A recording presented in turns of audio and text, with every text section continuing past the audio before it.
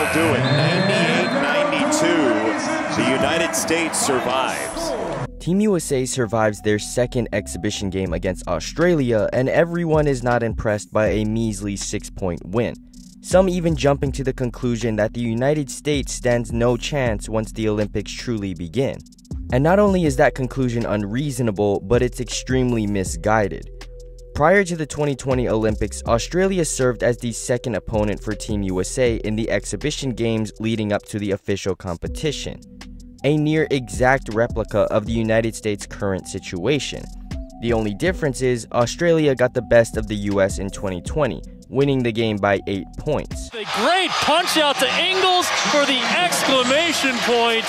Australia up by 8. And much like in any other Olympics, Team USA was the clear favorites to win the gold, so losing to Australia wasn't a great sign.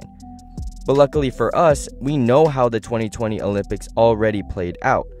In the semifinals, Team USA would meet up with Australia again, but this time the result was nowhere near the same. The United States would blow out Australia by 19, proving that the exhibition loss meant nothing. And they win in a runaway. The United States wins the semis 97-78. And after a couple more wins, Team USA secured another gold medal. So looking at a 6-point exhibition win and judging Team USA by this game is ridiculous, especially since they vastly improved their chemistry. It's still not perfect, but there's clear refinement. From the start of the game, the teamwork was looking great. Here's Ant coming off a blitz. As he clears the blitz, take a look at Steph. He goes down to set a screen for LeBron, Ant swings to Tatum, and Tatum swings it to LeBron for a wide open 3. LeBron James knocks it down for the first goal for Team USA. Now here's Embiid in the post. He draws in a double and kicks it back out to Tatum. Tatum swings to Ant, and Patty Mills elects to jab and stay with Curry. But the problem with Team USA is, you're still leaving a very capable 3-point shooter wide open with unlimited time. From 3 last Well, once again, Australia is forced to double, but this time Tatum is in the post. Once the double comes, Tatum kicks it out to Embiid, and he swings to LeBron for yet another wide open 3. and so wide open 3 for LeBron. Pick your poison. The starting unit was clicking on all cylinders in the first quarter, and the bench squad followed in their footsteps. Here's Tyrese with the ball. Once again, he gets blitzed. He gives it up to AD. Bam rotates over to the opposite side of AD to create a high-low opening, forcing the big and the weak side wing to both play 2 guys. AD engages the big, forcing the weak side wing to fully drop, leaving Drew wide open for a 3. This on the kick, got it to the wing, and Holiday bags a 3. And to close out the first half, Tatum draws the baseline help, and look how wide open Steph is right now. Tatum passes to Steph, forcing Dante to rotate. Curry swings it to Ant, who attacks Landale, forcing a 2v1 with Giddey as the last line of defense, and Tatum gets an easy dunk. Right back to Tatum, who started it all. After a first half of, for the most part, great basketball, Team USA had established a 16-point lead, and it was looking like another easy win.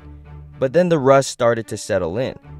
The third quarter was definitely a bit shaky. Australia was beginning to build some sort of momentum, but thanks to the early shot making of Devin Booker and Anthony Davis being an absolute monster on the offensive and defensive ends of the ball, Team USA was still comfortably in the lead heading into the fourth quarter. But that comfortable lead would soon dissipate.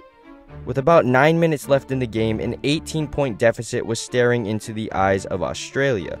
But in just 4 minutes, the lead shrunk down to 6 points. A game that was once looking like a cruise to the finish line turned into a game that needed saving. And Tyrese Halliburton was there to answer the call. With about 3.5 minutes left in the game, Hallie was able to knock down not 1, but 2 corner threes to stretch the lead back up to 12, essentially putting the nail in the coffin. Booker. To the corner again. It's another one. Halliburton. With this win over Australia, Team USA is now 2-0 and honestly off to a great start considering they haven't played alongside each other for that long. And I think what a lot of people are forgetting is that this team isn't even at full strength yet. Kevin Durant still has yet to play, and we all know what he's capable of, especially in Olympic competition. but even without Durant, I think they're doing just fine. However, a major thing that they need to improve on is defense against specific actions. For example, pick and rolls, backdoors, and just cuts in general. Team Australia was able to stay within the game and honestly make a valid comeback attempt by getting easy buckets and forcing turnovers. Here's Jock Landale with the ball. Dyson Daniels simply walks Booker up and then backdoors for an easy dunk. And Charm, too. Nice cut. Send it in. Landale, too. Again, Landale with the ball, and McVay goes to set an off ball for Giddey, but slips the screen instead, and it leads to a layup. Nice cut and pass. Jack McVay to finish his first two. And finally on this play, Patty Mills shakes Drew off the ball, and instead of Tyrese just switching with Drew, he stands there confused. And because of this miscommunication, Halliburton and Holiday both stand next to each other, not guarding anybody. Meanwhile, Patty Mills was relocating to the opposite wing, resulting in a 3 with a late contest from Booker. Patty Mills, his former teammate, knocks down a 3. Not going away. There were definitely other examples of times when the defense was lacking or there was just tons of miscommunication. But luckily, those are things that can be fixed. It's not necessarily because of personnel, but rather the players not understanding each other quite yet. And that's totally fine, because like I said earlier, it's only their second game together. But against a team like Australia, smaller guards like Steph had a harder time providing solid defense on certain switches.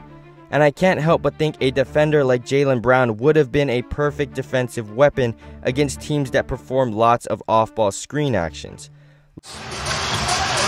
And look at the defense from Brown as he swallows up his own. Derek White scored 22nd Wednesday. Brown on the takeaway. The pilfer and the finish. Limiting the amount of communication needed to play defense always helps.